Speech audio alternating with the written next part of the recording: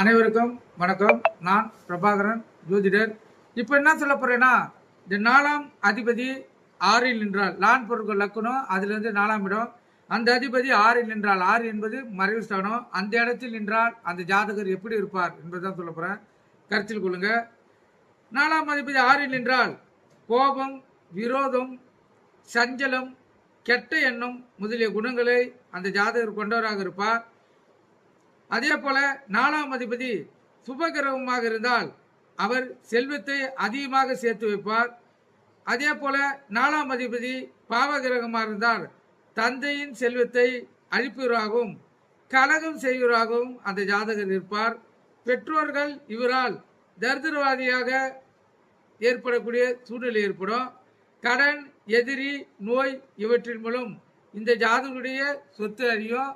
கவனம் தேவை. கருத்தில் கொள்ளுங்க. நன்றி, வணக்கம்.